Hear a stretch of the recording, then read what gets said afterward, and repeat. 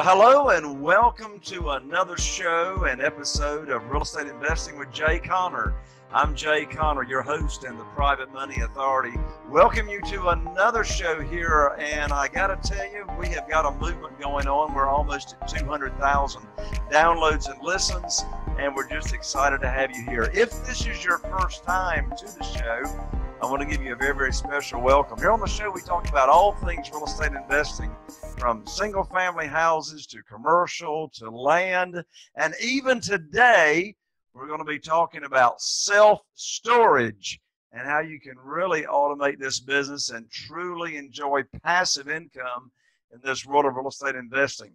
If you've been tuning in over the past months, you know I have amazing experts and guests come here on the show, and today is no different. But before I bring on my friend and business colleague, I've got a free gift for everybody that's tuning in.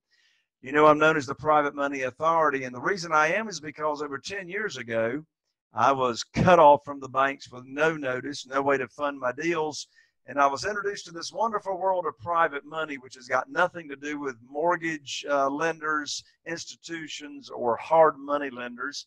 This is private money where we actually do business with individuals. So I've got an on-demand webinar ready for you to discover the 5 easy steps from going from no funding to over $2 million in funding right away, just like I did. So check it out right after the show. You can get right on over to www.jayconner.com/money podcast and check out that on-demand webinar. That's www.jayconner.com/money podcast. Well, today I'm so excited to have my friend and business colleague, Mr. Fernando Angelucci, here on the show with me. And before I bring on Fernando, let me tell you just a little bit about him. First of all, he's way too young to be this successful. He is a 28-year-old senior managing partner of what's called the Titan Wealth Group, based out of Chicago, Illinois. Now, Fernando, he first read the book, Rich Dad, Poor Dad, when he was only 16 years old. And shortly after that, Fernando started up his first business when he was only 19 years old, while he was still at the University of Illinois. Well, when Fernando graduated and got his degree as in ag bioengineering back in 2013, he quickly went on to work for a Fortune 50 company. And while there, he started immediately investing in single-family houses. So by the age of a ripe young 23 years old, he was able to replace his income, and he exited the 9-to-5 rat race and began investing in single-family and multifamily properties full-time. So by the age he was only 24, he began purchasing self-storage facilities, and within 2 years, he started pooling funds from his investors to build ground-up Class A self-storage facilities. So today, folks, we're talking about self-storage, and welcome to the show, Fernando. How in the world are you doing, Fernando? Hey, Jay, I'm doing well. How you doing today? I'm fantastic, man, fantastic. Thank you so much for taking the time to come here and be on the show with us today. So it's good to see you. We were just together at our Collective Genius Mastermind meeting a few weeks ago. Let's see, where were we? Down in Florida, I think we were together for that mastermind. So, Fernando, I'm excited. I've only had one other guest since we started up the show to talk about self-storage. So there's not many of you guys out there that are like in it full time like you are. So let's jump right on into self-storage. But first of all, Fernando, before we do, tell my audience why it is that you're qualified to talk about self-storage. Yeah, we're full-time self-storage investors. We're buying a new self-storage facility every 60 to 90 days right now. It's starting to trend toward every 30 to 60 days. And we're placing almost 100% leverage on a lot of our properties because of the very high appraisals that we're getting versus what the purchase prices are. We just started getting a lot of syndicated money following us. We haven't had to use it just yet. But yeah, everything's been going real well. We'd like to get to a point in the next 34 months, 35 months. We'd like to be at about a $60 million valuation on the company. So we're starting to trend in the right direction here. Wow. So you've been doing this now for 4 years. How long have you been like totally focused full time on self-storage? About a year now. So I kind of step back and give you my history. So I first started out in the single family space as a wholesaler. Very quickly, I graduated up to my first multifamily building as a buy and hold investment. It was a 5-unit apartment building. And then I started to get all the type of issues that come along with being a landlord. That 1 a.m. calls because the toilet's running, you know, the evictions and the people not wanting to pay. And it started to really bear down on me. And when I was looking at it, it didn't make a lot of sense long term for me. I'm more of a lifestyle investor. I want to invest not to be the richest guy out there, but just to have a really good life and have enough time to spend with my friends and family. So I started looking towards different avenues. And I was down in Indianapolis for a real estate expo. And that's when I met a mutual friend of ours, Scott Myers. And he basically showed me the way. Right. Yep. So from there, I started doing what I knew how to do, and that was putting self-storage facilities under contract and actually wholesaling them for much larger spreads than I was making in the single family and the small multifamily space. An opportunity came where a few of my old cash buyers that I worked with and good friends, they actually approached me and said, "Hey, we like what you're doing with the self-storage thing. We'd like to, build a company with you. We have a lot of capital already at our disposal. How would you like to do this full time and kind of, slow down the wholesaling side of things and your multifamily, single family side?" I said, absolutely.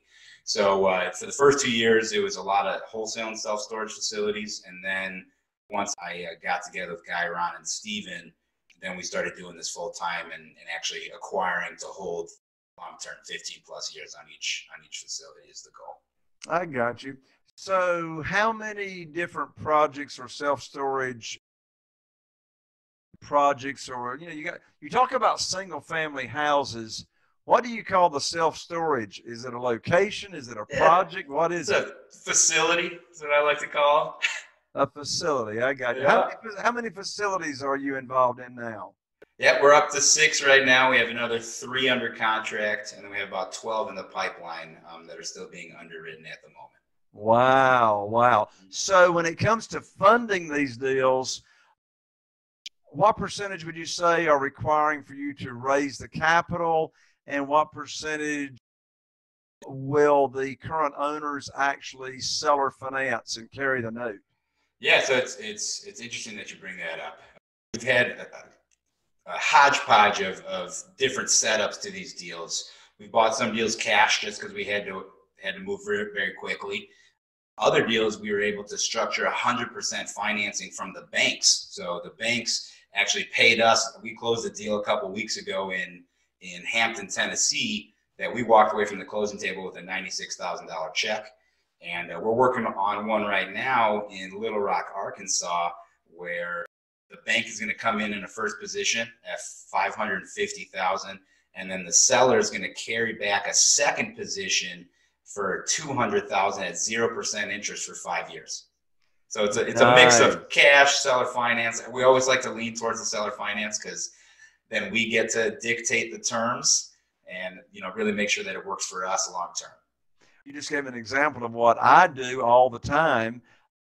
Like tomorrow, I'm closing on a deal. It's a single family house, big project over on the beach, but I'm buying the house and I'm coming home with like a $60,000 or $70,000 check. I like to get paid. I like to get paid, to buy properties. So that's pretty cool. So how do you find these deals, Fernando? Where do you go? You're buying, all over the place. Right. Yeah. So we're currently buying in 24 states. The number one part of our marketing campaign always comes from what we know best, and that's direct to seller marketing. We will go ahead and send our criteria over to one of our data analysts. He'll put together a list of properties that meet those criteria. And primarily right now, our criteria has to be a mom and pop owner. So they can't be one of these large, sophisticated REITs that's never going to sell to sell to us at the prices that we need. They need to be in markets that are either in the Midwest, or if they're outside of the Midwest, they're low property tax states, because that's, as you'll see later on, it's one of the largest line item expenses we have here. And then, like I said, it needs to be a mom and pop owner. So when I mean mom and pop, what I mean is someone that's not a sophisticated, investor. They usually are running these facilities as a secondary source of income.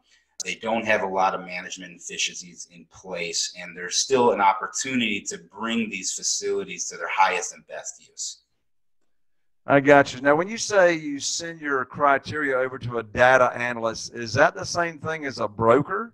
Correct, right. So we use a brokerage company based out of Chicago, and they kind of have both sides. So I say, here's what I want, and then they will always come back and say, well, I think maybe if we approach it slightly differently, you'll still get the same results that you're looking for. So instead of me just buying a list and telling them what I want, I usually rely on their expertise as a data analyst and a data broker to tell me, here's what you really want, Fernando, based on what you're telling me.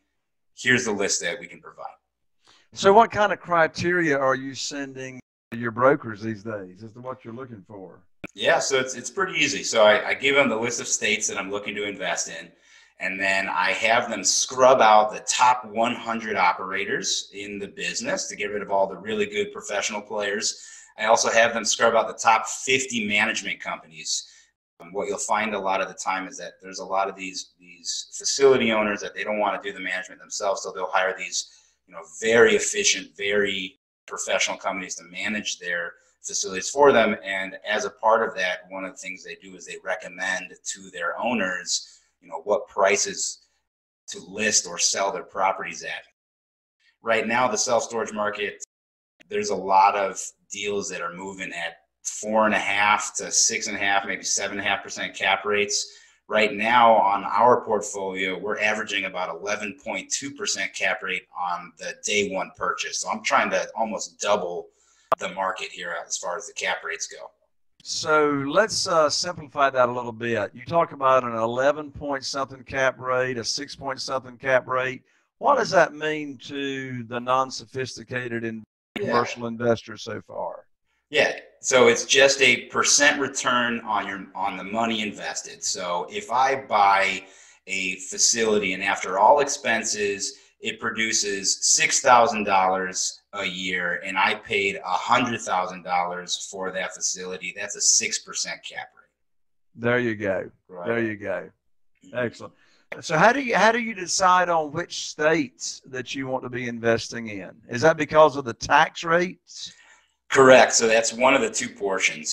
The first is we like to buy in the Midwest because there's a lot of value in the Midwest when it comes to commercial property.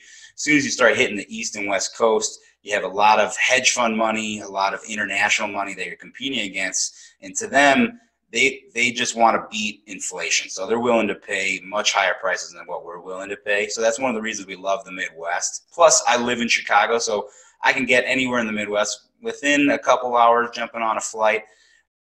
So it's easier to touch all my facilities. The second criteria is, like you said, is the tax rate. Self-storage is one of those businesses where the amount of expenses, your highest expense on average is either going to be personnel or property taxes, depending on which states you're in. So I'm trying to lower those as fast as I can. Property taxes, the easiest way is just to buy in states that have low property taxes and then contest them when you do buy properties, saying, hey, I think you're taxing us too much. And then the second being personnel, we try to automate a lot of our facilities as much as possible, allowing people to rent online, rent through their phone, buy tenant insurance, buy locks, using little kiosks that almost look like ATMs outside the facility. So I won't need a full-time person there at, costing whatever it would be for their annual salary. So when you have so your broker, let's say, has found you a prospective facility to invest in, I would imagine that, you want to know what the performance of that facility has been. You'd want to know what the books look like. You would want to know what the current vacancy rate is, how many vacant, So when you're negotiating with the seller of a self-storage facility, how do you know you're getting truthful answers as to what the current and past performance of that facility has been? Correct. So we'll always request a profit and loss statement over the last 12 months trailing.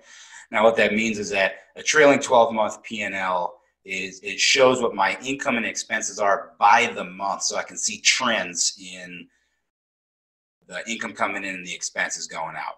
Another thing that we'll do is once we get to the point where we will put together a purchase agreement that's signed by both of the parties, one of the due diligence items that must be submitted for us to close on the property is the last 3 years of tax returns. So I'll take you on your word for the P&Ls. You know, there's always ways to fudge those numbers, but you really can't hide once I get tax returns, you know, and as real estate investors, you know, we like to maybe not show as much income on our tax returns and maybe pump up the expenses a little bit more. And that actually works in my favor as a buyer. I say, hey, well, you know, you said your facility produces $150,000 a year in gross profit, but your tax returns say $90,000. Where's that $60,000? Oh, you know, well, I got people pay me in cash. And I said, okay, that's fine. You know, I totally understand. I'd like to see, you know, checking accounts where you show those deposits. Where's the cash going? I want to see that.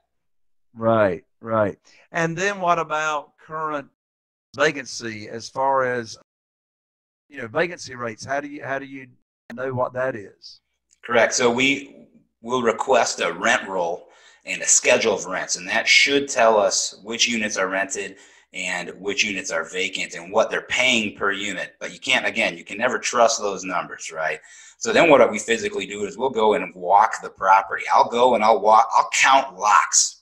Each locker, I'll see, is that a manager's lock? Is that a user, a tenant's lock? And I'll physically count them, and then I'll compare that against our rent roll and schedule of rents to see if they're telling the truth. Oh, you know, I only have 10% vacancy. It's like, oh, is that right? Well, when I, you know, secret shopped your facility the other week, I saw 40% of the locks there were manager locks. So what's that all about? Are you renting all of them? You know, I don't see that here. Oh, that's pretty good. That's pretty good. So, you know, when we think about self-storage in contrast to investing in single-family houses can be a short-term play where you wholesale a house and you assign it to, you know, another real estate investor. A single-family house can be a fix and a flip. A single-family house can be a buy and a hold. So there's all these different kinds of strategies with single-family houses. How about speaking to, are there different strategies, exit strategies on self-storage? Absolutely. So the way I got started in the self-storage game was by wholesaling deals, you know, but instead of me making 6 or 10 grand a pop, I'm making 60 to 100,000 per contract assigned. So that's, you know, 10 to 15 houses right there with marginally more work, not much, maybe an extra 10 or 20% more work on the due diligence, right? Okay, so on a wholesale deal, on a self-storage, you can make 60, 70, 80, $100,000 on just a wholesale assignment fee. Correct. Yeah, we actually have one scheduled for later this month where I believe our net assignment fee will be $96,000 or $97,000 on that property. And that's just for just pushing paper and negotiating. That's it. That's pushing paper. All right. Now, I know how you build a buyer's list for single-family houses and real estate investors. How in the world do you find the buyer's list for self-storage facilities? So I have a few different ways of building my buyer's list. Number one is to go to all the self-storage network events that are out there. Specifically, when you're working on a national basis like we are, going to the large conferences. So there's the Inside Self-Storage Conference. There's the Self-Storage Association Conference. These are national organizations, you know, going out there and rubbing shoulders. You can also go to your local self-storage facility association. So, for example, I'm in Illinois. We're a part of the Illinois Self-Storage Association. We join the local state chapter for every state that we buy a facility in, and that increases our buyers list. Another thing that we also do is, you know, there's a lot of self-storage brokers out there, and they love to, you know, get anybody they can on their buyer list and then push out the deals that they're trying to sell at these ridiculously low cap rates. You know what I do? I save those emails and then I send it to my virtual assistant maybe 4 or 5 months later and say, hey, go find out who bought this facility. And then I send them a letter saying, hey, If you thought that facility you bought for a 4.5% cap rate was good, check out mine at 10%. I think you'd like it. Nice, Yep. nice. Mhm. So as relates to this world of self-storage, is there such a thing as like a turnaround? So for example, Like a it's flip? it's real popular in apartments to where you can you invest in a distressed or rundown apartment complex, you get it fixed up, you get better tenants, you raise the rents, and then you sell it. Is that somewhat similar to what you could do in self-storage? Yeah, and there's actually a secondary option that you have because it is a commercial property. So one thing that we do is we'll buy a facility that's underperforming. We'll, get rid of all the troublemakers, if you will. We'll increase rents as we do any type of capital expenditures to the building, make it look nicer, make it look safer. We'll decrease expenses by putting in management efficiencies. And then we'll turn around and we'll either list it for sale, which is the same way that you can do for single family and multifamily. But what I like to do is then go and put it on the commercial mortgage market. So either commercial backed securities, mortgage securities. Life insurance companies love to finance these.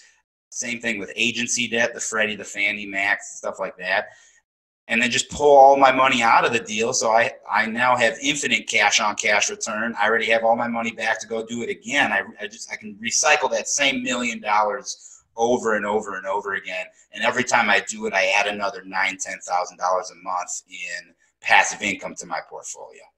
Got you. So for the sake of our audience, how about go ahead and list the benefits, Fernando, as to why self-storage, why be interested and invest and do this self-storage business, say, as opposed to other types of real estate? Sure. So let's look at some historical data. So number one, it is the highest return versus any other real estate asset class. So looking at a study that was done by the National Association of REITs, between 1994 and 2017, the average annual return, if you would have put money in the S&P 500 in the stock market, was about 7.54%. If you put that same money into self-storage, your average annual return would have been 17.43%. Right? Wow. So that's a huge difference, 10%, but we're all real estate investors here. So it's not about stocks or self-storage, it's about residential and multifamily. So in that same time, remember, self-storage is 17.43% average annual return. During that same time, residential properties returned 13.42% and multifamily returned 13.32%. So that 4% difference, it doesn't sound like a lot, but when you add compounding interest in, it's a huge difference. So let's say that you, Jay, you have $100,000. It's 1994. You have $100,000. You're trying to, where should you put it? So if you put into the S&P 500, that $100,000 would be $532,000 in 2017. If you put it into residential properties, that $100,000 would be $1.8 million. But if you put that $100,000 into self-storage, that 4% compounding extra interest, that $100,000 will be worth $4.02 million in 2017. Wow. So you're almost doubling your money. Wow. Awesome. So when you're analyzing a deal, just give us the 30,000-foot view. I mean, keep it simple. What are the main criteria points to consider when analyzing a deal as to whether it is a deal? Yeah, and believe it or not, the last thing I look at are the financials. The very first thing I look at is the market. Is the market oversupplied? Is it undersupplied? So what I'll do is I'll just go look at what type of competitors do I have in my space? Are they at 100% occupancy? That's a good sign for me. If they're all at 50% occupancy, that's telling me that there's already too much self-storage in that market, and I'll just stop my underwriting right there. Now, how do you get that information so quickly on occupancy? Yeah, very easy. So what we'll do is I'll go ahead, and a lot of these things I have created standard procedures for our virtual assistants to do for us. So the very first thing I do is we'll go do a market study. We'll identify who our competitors are in that space, and then we'll actually secret shop them. We'll call them and say, hey, what type of occupancy do you have? Half the time they tell us, half the time they won't tell us. If they won't tell us, then we'll call back from a different number and we'll say, hey, we're a large contractor moving into town. We need a bunch of units while we wait and try to find a warehouse. How many units do you have available, or how much square feet do you have available for us to potentially use? And that's another way to get those numbers from them. Gotcha. Right?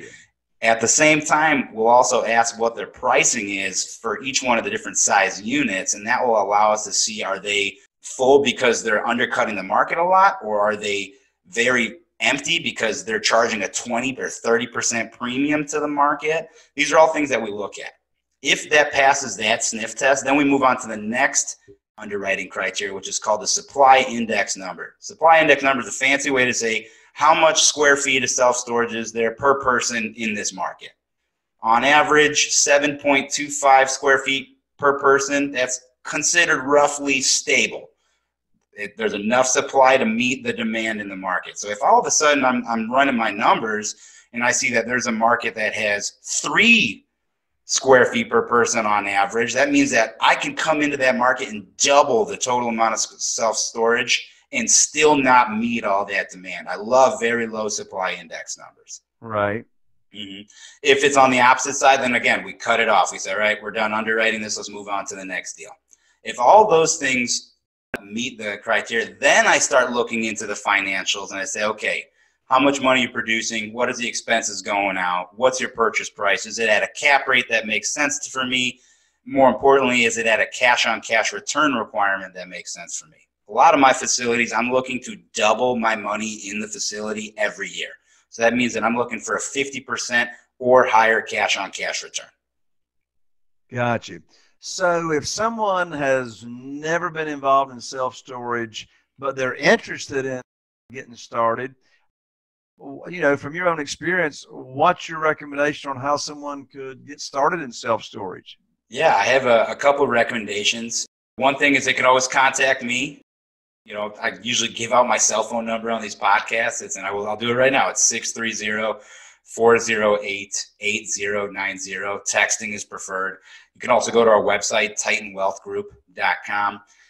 Another great asset is Bigger Pockets. There's a lot of self-storage investors on biggerpockets.com that are more than willing to help out. I'm always on there. Our communal friend Scott Myers, he's always on Bigger Pockets, and he's answering anybody's questions that they have about self-storage. But in addition to that, Scott also offers a boot camp where he'll teach you how to get up and running in 90 days on self-storage investing. And that's actually what I did to get in the game, and I really recommend it. Scott's a good friend of mine, and he's changed my life. That's awesome. So give out your cell phone number one more time. Sure. That's very kind of you to offer your cell phone. I guess people can reach out to you and ask you questions and dig a little bit deeper if they want to get started, right? Absolutely. So my number is 630-408-8090. Awesome. In fact, we'll just go ahead and just put that right up. It'll be in the show notes. And if someone happens to be watching one of our video channels, right here, area code for Fernando, we'll put his name up here as well, Fernando Angelucci, right? Angelucci. So area code 630-408-8090. All right, Fernando, parting comments. Hey, self-storage seems like it's one of those things that you have to wait to get into. You have to, a lot of investors I talk to say, oh, first I'm going to do some single family, then I'm going to do some small multifamily, then maybe some big multifamily, then in 10, 15 years I'll do self-storage. You don't need to do that. It's easier than multifamily. It's easier than single family. It's easier to manage them. Just get started right away. And if you need the money, call Jay. That's right. That's right.